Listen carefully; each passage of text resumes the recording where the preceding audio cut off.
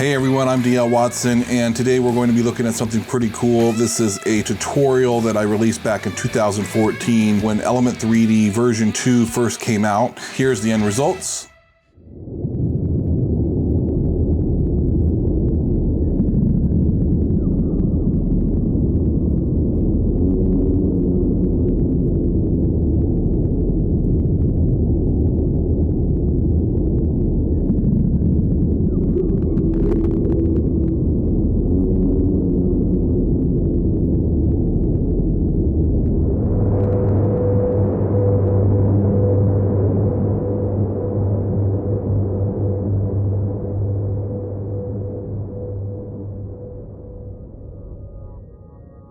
It just so happens that the other day, somebody on Instagram reached out to me and says, hey, I'm working on this project, and somebody told me that there was this great tutorial about how to make a spaceship in space. You know, I've been looking all over for it, but I can't find it online. Did you happen to make that tutorial? And I did, and it was back when I had a YouTube channel with about 4,000 subscribers. It was a pretty popular tutorial when I released it. So yeah, without further ado, let's get started.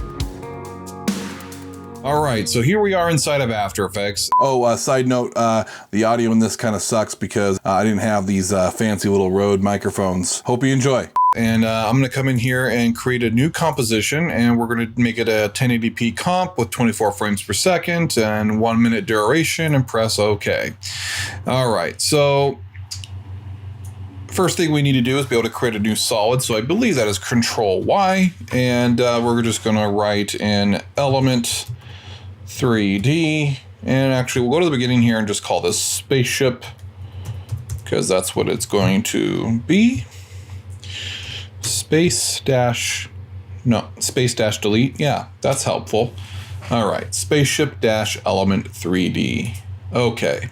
All right, so now that we got our layer, we're gonna come up here to Effect, Video Copilot, Element, and we're gonna go to Scene Setup. And as you can see here, we have a very different user interface. This is version 2, by the way. We've got this nice grid here. Now, if it were you, you're going to go to import, you're going to find your model and you're going to import it. You're going to, it's going to automatically bring in any textures if it has that already mapped to it, and which is really nice new update. But I've already done all this, and for the sake of the tutorial, I'm just going to load up the model. So I'm just going to click on that and give it a second for it to load the model here in the viewer. All right, there we are. Now, just to clarify, the textures on this spaceship are not the ones that came with it. I actually retextured this spaceship using the preset textures inside of Pro Shaders 2, and which is a great resource. So I just went in here to the metal, and I just picked out a few of these metal textures that I really like. It's using the new physical based shaders. So we jump in here, we can see that it's a physical shader, and we got the standard shader as well. And yeah, and what I really like is this new feature where it has the tabs where it like brings you to certain aspects of the material editing to really fine tune exactly what you want to do and get there really quickly. So that's really nice. So big thanks to Mr. Kramer for having his team of witches implement that for us. So if I'm just going to say one thing as far as something that I wish that they would implement is to be able to have a solo feature. So if I wanted to solo a certain texture, it'd be great if they could do it. And maybe there's even a key, like maybe if I press shift or something, it will. No, okay. Oh, no, okay. Aha. So there is ways. You have to press Alt and click on the material, and it will solo it. Very cool. Jeez, Andrew's quick. He just implemented that right away. All right, that's probably been around forever, and I just didn't know about it. My luck. All right, so there's our ship, and it looks pretty nice. And one of the things that the only thing that this needs is a backdrop, something to give it some goodness here. So with Element, I also purchased the Backlight Environments, and they have a 2K version and a 4K version. Now, I'm not sure which one. I can't remember which one I used. I think it was this one. Yes, that's the one. So you can see it kind of gives it nice ambient light all the way across the board. I wanted everything to kind of stay the same. I didn't want anything to be too crazy. But of course, if you wanted, you can jump in here and do all kinds of crazy stuff. You know, that looks kind of cool, especially if it was like a submarine. I'd also invert that so the lighter stuff was on the bottom, the darker was on the bottom. But yeah, stop it, cats.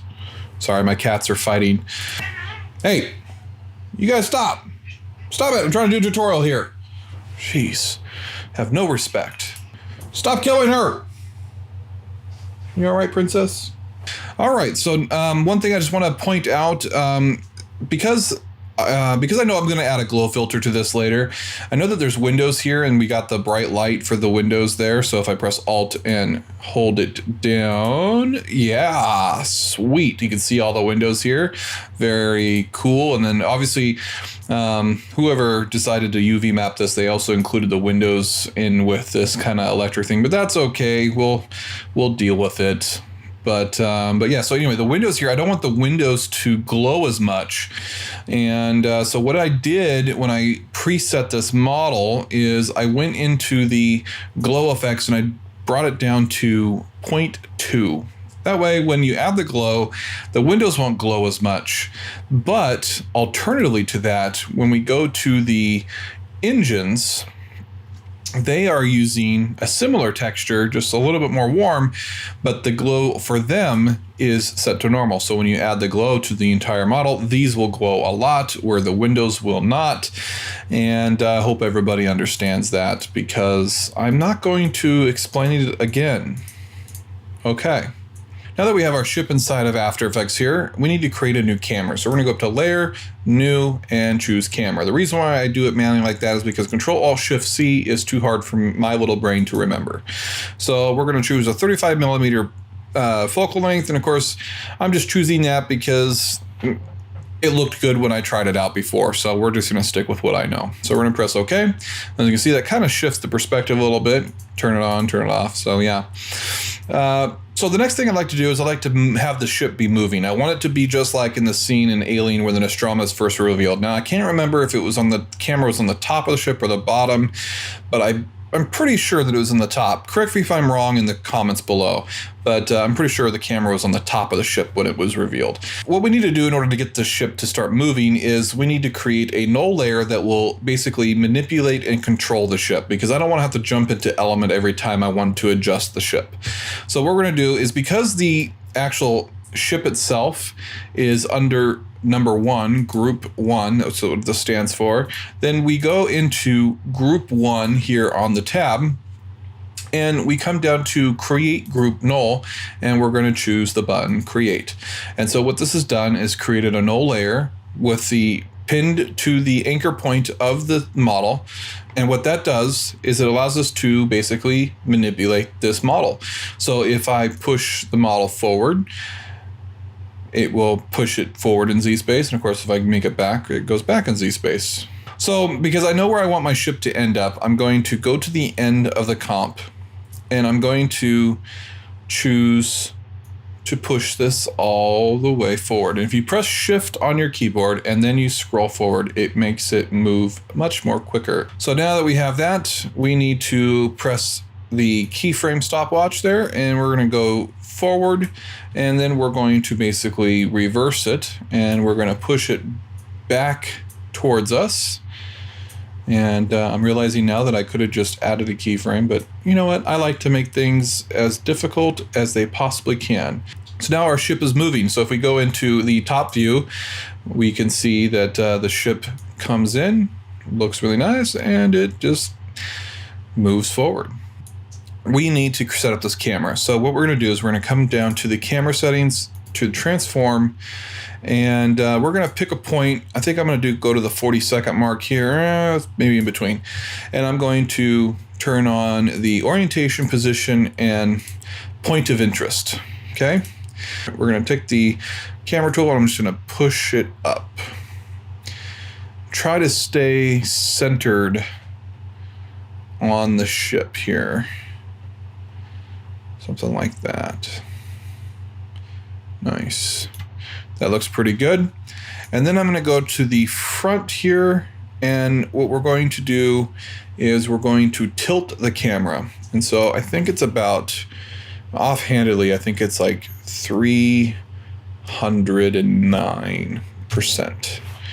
So if we take this and scrub forward, yeah, that looks pretty good. So what we need to do is, first off, we want the ship to kind of come in a little bit sooner. So I'm going to push this forward in Z space so that way we see it. Okay, there we go.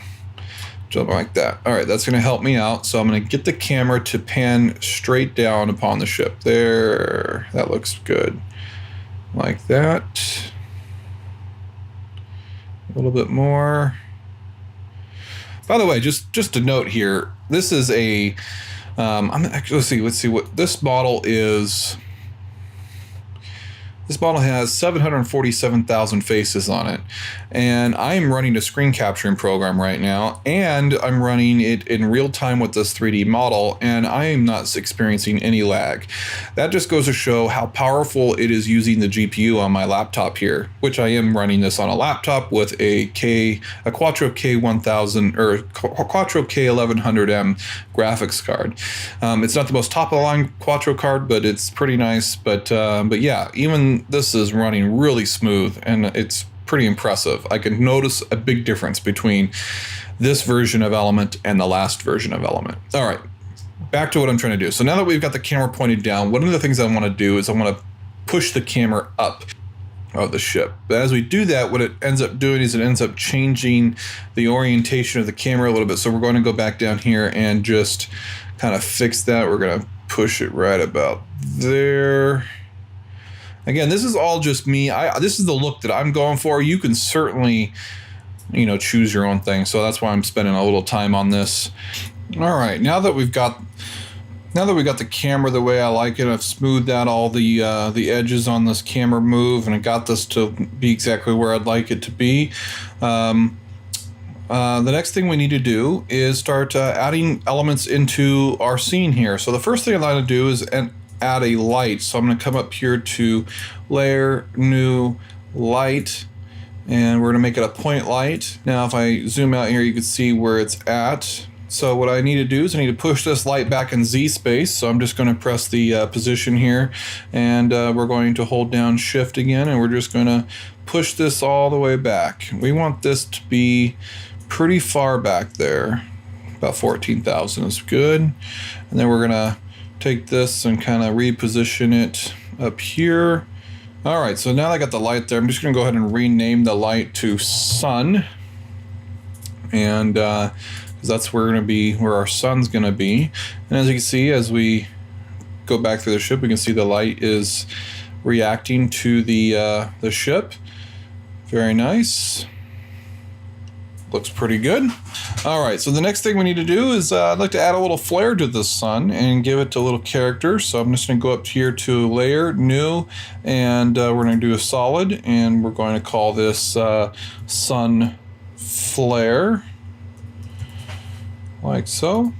And then we're going to come down here to Effect and Optical Flares. Open up the Optical Flares user interface here. And I'm going to come down here to the Pro presets. I think it's the number 2. It's called NASA Sun or something of the sort. I really like that. NASA Dark Sky. Gives it a very kind of realistic looking flare. And then what we're going to do is we're going to go to the source type, and we're going to tell it to track the light. And what we want to do now is we want to tell it to not take the intensity from the light, to not take the scale from the light, and not to use the light color. All right, and then we're also going to tell it to disable the 3D perspective. All right, so that's our light there. And another thing I'd like to do in here is I'd like to come in here and add a little bit of a kind of a bloom effect. Now I'm just going to do that manually. So as the light comes down, as the light comes down, we're going to just make it kind of get a little brighter. So we're going to choose the keyframe, and I'm going to go 1, 2, 3, 4, 5, 6 frames in, and I'm going to make this 150. And then I'm going to go 1, 2, 3, 4, 5, 6, 7, 8, 9, 10. And I'm going to make this 100 again. So what that's going to effectively do is if we come up here to the layer, it's going to give us a nice bloom. And what I'm going to do is I'm going to take this center keyframe and I'm going to press Control, and I'm going to make it nice and smooth. So as we do a RAM preview on that, it should look pretty good. So the next thing I want to do is I want to add a little bit of texture to the lens, because, you know, if you're shooting in space and the sun comes out, you know, you got a little, you know, you forgot to clean the lens, you know, you're going to see a little bit of dirt and grime on your lens. And so I'm just going to come up here to the options, and I'm going to go to the global parameters. I'm going to jump down here to lens texture, and I'm going to choose spastic, because I like that one. You can see how the light interacts with that. It has some like dirt and hairs and stuff like that. Just adds a little bit more realism to the scene. So as that light blooms, it kind of picks up some of the stuff on the lens and makes it look really nice.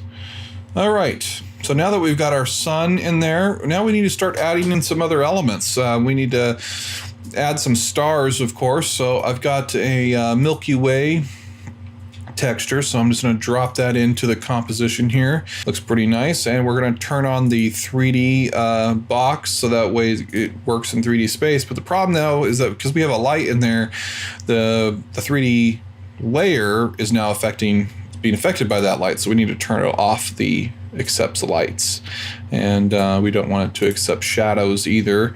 So now that that's there, as we move the camera, that texture will move with the camera. Of course, it's not accurate because it's not in the proper Z space, so we need to actually push this back in Z space. So we're going to go to position, and we're going to do 10,000. And now that it's really small, we just scale it up. And we're going to scale it to about there. And we're going to move it down because I don't want to see the actual Milky Way. I just want the stars. Very nice. All right, so now everything should look pretty good. But now we have a problem. There's no stars here. As we pan up, there's nothing there. So what we need to do is we need to take this and duplicate it. We're going to zoom out, and we're going to move this down like so. And then we're going to go to the rotation, and we are going to rotate, nope, wrong one, rotate this like that. And then we're going to move it down because we don't want to see the Milky Way, of course.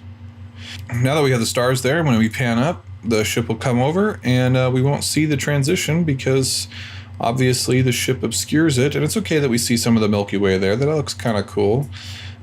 You could call this done, but there's some more that we could do to this. Add a little bit more to this. We're going to add a planet that I found here off of DeviantArt, and we're going to turn on it as a layer, and we're going to tell it to not accept lights. All right, very nice. So we also need to push it back in Z space. We're going to go to position, and we're going to tell it to be at 9,998. So, and then we're going to bring it forward just a bit like so, and then we're going to scale it up to about 700. And then we're going to bring it over here like so, and just kind of have it hang out here on the side.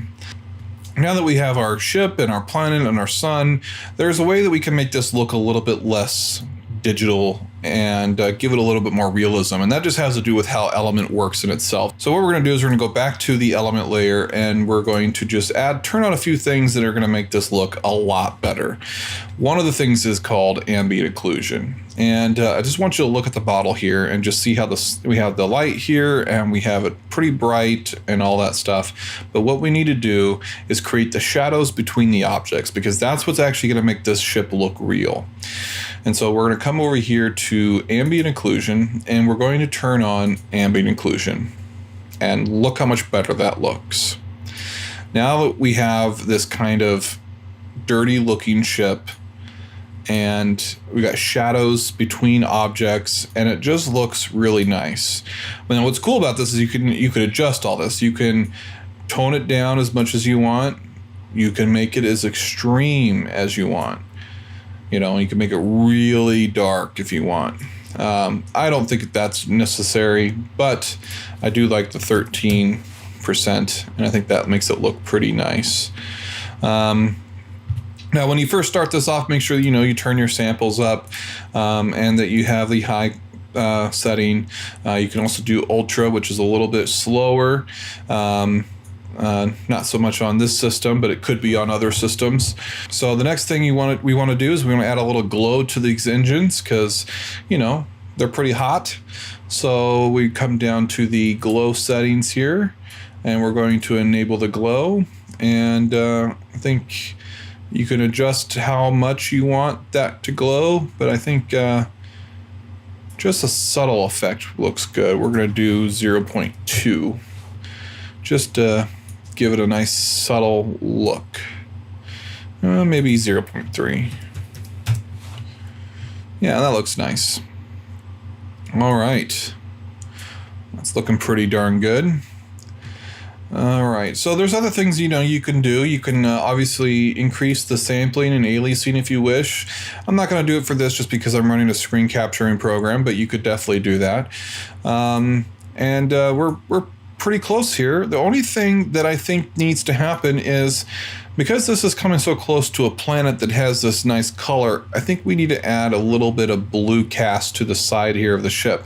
And there's a new thing that I've noticed, it could have been in the old element as well, is we have the ability now to tint our environment, our physical environment. So if I take this drop tool and I come over here to the planet and I check that, and then if I bring it up a little bit, take a look at that. We can actually make it look like it's in this environment, and so it looks like the ship is kind of reflecting the light coming from this planet. So we're going to boost the gamma up to I think like 1.53, something like that, and that way it just adds a little bit more contrast to the scene. And yeah, that looks pretty darn good now. I'm pretty happy with that. The only thing we need to do now is kind of adjust the way this looks. I mean, we've got the stars and they're very crisp, and then we've got the very crisp lens flare. But what we need to do, sometimes some of the best effects look best if you try to degrade the footage just slightly, just to make it look like you captured it on film. For me, I'm a big film guy. I love digital filmmaking. If I could shoot on film, I would, but obviously we live in the digital age, and it's probably the most practical way for an indie filmmaker to go. But there are ways that you can kind of make this look more like it was shot on film. So one of the ways is to kind of blur out some of the detail that would kind of get lost, or not lost, but just be softened a little bit. So what we're going to do is we're going to create a new adjustment layer. And we're going to drop this down to here, and we don't want the planet to be affected by this, so we're going to bring that above the adjustment layer. One of the great things about 3D layers is that you have the ability to manipulate that. And on that adjustment layer, we're going to do a fast blur, and we're just going to do 1 pixel. A 1 pixel fast blur, and you can see that kind of takes some of the detail out of the stars. So before, after, and that just because that's how it would happen. It would just be a little bit soft. In fact, in real life, you may not even see the stars very much, especially when you've got the sun there. But for the sake of trying to pretend like we have a camera that shoots with a dynamic range of 54, we're going to pretend like it's able to acquire the sun and the tiny amount of starlight that you see in the sky and this planet. So we're going to name this blur to try to stay organized. Now we need to go to the flare here and do the same thing. So all I'm going to do is I'm going to go to the blur. I'm going to copy that effect. I'm going to go to the flare, and I'm going to paste it. And that way it just takes the edge off these crisp lines too, so it doesn't look so digital. It looks like the flare was actually captured in camera. And that's all we're going to do as far as that goes. We're going to render this out, and then we're going to make some adjustments to it after we've rendered it out. So I'm going to go ahead and add this to the render queue. All right, now that we've finished rendering that out, as you can see, we've got our ship, we've got our planet, we've got our lens flare. I got the glow, so that's rendered out, and now we can make some of our final adjustments on it. So one of the first things that I did is, after I finished rendering this out, I also rendered out a glow map that just had the glow isolated. And the way you do that, I'll just jump back in here in the other comp, is you go to the Spaceship Element 3D layer, and you scroll down to the very, very bottom, and you go to Output, and you tell it to only show you the glow. And what you then do is wait for it to think, and then you isolate that layer and you render that out. That way you have just the glow layer, because this is important, because I'd like to make a little effect to the actual engines themselves. I want to add a little bit of heat distortion using Video Copilot's heat distortion plugin. So I'm going to take this layer and I'm going to add an effect to it, and I'm going to make it tinted. And then I'm going to right click and I'm going to pre-compose and move all attributes to that pre-compose. And I'm going to drop it down to the bottom and I'm going to rename it to heat. All right, so now what we're going to do is we're going to go up to Effect, Video Copilot Heat Distortion. As you can see, it affects the entire thing. It's very hot in space, apparently. But what we're going to do is we're going to go to Render Settings, and we're going to choose Layer, and we're going to choose Heat. And it's right now looking at this layer here for an alpha map, but actually what we want it to do is to only look at the luminance channel. So I can see everything else is fixed now except for the luminance. So all it's doing is looking at the light here, and anything that is white is going to apply the effect to that. So what we're going to do is just kind of play with this a little bit. We want to bring the distortion up just a little bit, and we want to bring the scale down something like that. Now we'll bring down the actual effect, and we'll just play with this a little bit and make it look nice. Bring down the wind speed a little bit because it's not really windy in space. So as we move forward, you can see that the heat is shimmering. And then we want to keyframe the scale because we don't want it to remain this large when it gets really far away.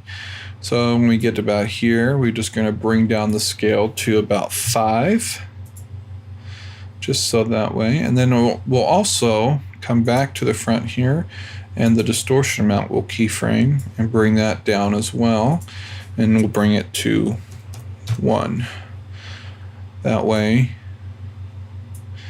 it will look like the distortion is getting smaller as the ship gets further away. So now that we've got the heat distortion on there, now I'd like to add a little bit of motion blur to the ship moving. So we will create a new adjustment layer, and we will use the plugin Real Smart Motion Blur, which I absolutely love. And all it's going to do is just automatically calculate and figure out the blur that this should have. So as we can see, turn it off, turn it on. Already it's starting to look more realistic as it moves forward. Very nice. Now you could have Element do that for you. I think Real Smart Motion Blur does it better, in the sense that it's less resources taxed on your CPU or your GPU. And it does a really good job. There's not much you would notice there. All right, so now we're going to create another adjustment layer. And we're going to add Magic Bullet Looks, because we want to degrade the footage just a little bit more. All right, now that we have looks open, what we're going to do is we're going to come over here to the Tools panel, and I want to add a chromatic aberration to the footage, and just to make it look like, again, that it's been shot with a real camera. So you see we get a little bit of the red and green fringing there, you know, because when you shoot, oh, thank you, this person, for subscribing. Appreciate that. All right, because when you shoot with a real camera, the lenses do have a little bit of chromatic aberration. It's just, again, trying to add realistic things to it. And then I'm also going to add a anamorphic flare, and I want to just bring this back up a little bit so it has some of the color, and I want to bring the size down and the threshold up. I just want it to be a very subtle effect. Something like that. Very nice. Now what I'm going to do is add a new adjustment layer. And I'm just going to soften the image just a little bit. We're going to go to Blur and Sharpen, Fast Blur, and I'm going to give it a 1.2 soften. And we want to do repeat edge pixels. And what that's just going to do, again, it's just going to soften the image a little bit and take some of the hard edges off the footage. Because again, this isn't about making it look sharp. This is about making it look real. And in my opinion, the more sharper something looks, the more troublesome it is to make it look like it's actually in your scene. I'm not saying that you go crazy and you do 20% blur and be like, haha, look at that. It's freaking real, right? Well, you can't tell because it's blurry. But if you just add a small little bit of blur just to help take off some of the edges a little bit, it will make it look that much more authentic. All right, so the next thing, now that I've got my soften filter on there, the next thing I'm going to do is I'm going to add some real Super 16 film grain that I've generated myself. You can actually purchase this from my store, Real Film Grain. It's just $12. It includes 8mm Super 8, 16mm Super 16, 35, and a 35mm alternate. It's a very nice little pack for a very cheap amount of money. It comes with 1080p. So what I'm going to show you here is by adding a little bit of grain to your footage, it's just going to add a little bit of texture to it and make it look, again, more like it was shot on film. But the first thing we need to do is loop this. So what I'm going to do is I'm going to press Control-Alt-T. I'm going to press Alt and I'm going to click the stopwatch and we're going to go over here to the properties and we're going to have it loop out cycle keyframes, just like that. All done. And then what it allows us to do is bring that all the way out. And now what we're going to do is we're going to take that layer and we're going to do overlay. And as you can see, it's added a nice bit of grain to the footage. If we zoom in here, grain adds texture to things. Before, after, before, after. It's very subtle. I don't know if it's even picking up on the screen capture, but let's see. It just adds a little bit of texture. I just love grain. I don't know about you, but I love grain. It just makes everything look better. All right, so now I know what you're thinking. You're thinking you're done, right? Well, actually, we're not quite done, at least for me. You could be done, but I want to take it to the next step just to make it look even more like film. And one of the ways to do that is to take away the digital color that it has and give it an analog color. So one of the ways you can do that is by heading over to Vision Color and downloading their LUTs. This Osiris Cinematic Film Emulations is one of the best things they've got. Besides, of course, their new Impulse negative film emulations. I mean, that just gives you ultimate control. But this is like a one-stop shop right here. This look right here is absolutely beautiful and cinematic, and I drool over it. It just converts all your footage into a nice bluish teal color to orange ratio. So you don't have to do a lot of work in order to get it to that. So we're going to go ahead and apply it to this footage here. We're going to go up to Layer, New Adjustment Layer, go down to Effect, Utility, apply a Color Lut. And since I've already got it here, I'm just going to choose the M31 Rec 709 and I'm going to press Open and boom. It just kind of shifts the colors a little bit. Now, what I do want to do is kind of warm up the scene a little bit. I'm going to go to Effect, Color Correction, and I'm going to do a Curves Adjustment. Bring that before the LUT. And we're going to go to the red channel and we're just going to boost up some of the red a little bit and bring it back down. And then what we want to do is bring up the green just to introduce a little bit more orange to that. So it just brings out a little bit of the greens and it just adds a little bit of more color variation in it and kind of gives it a nice look. But that's looking pretty darn good and I'm pretty happy with that.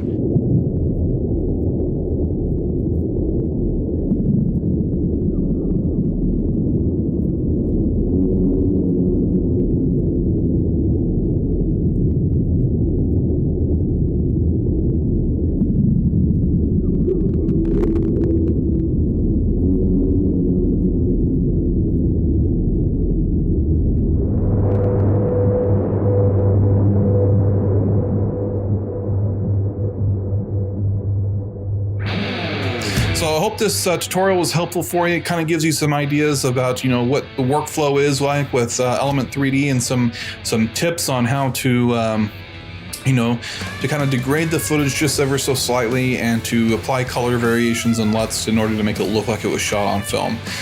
And my name is DL Watson. Thank you so much for watching, and catch you next time.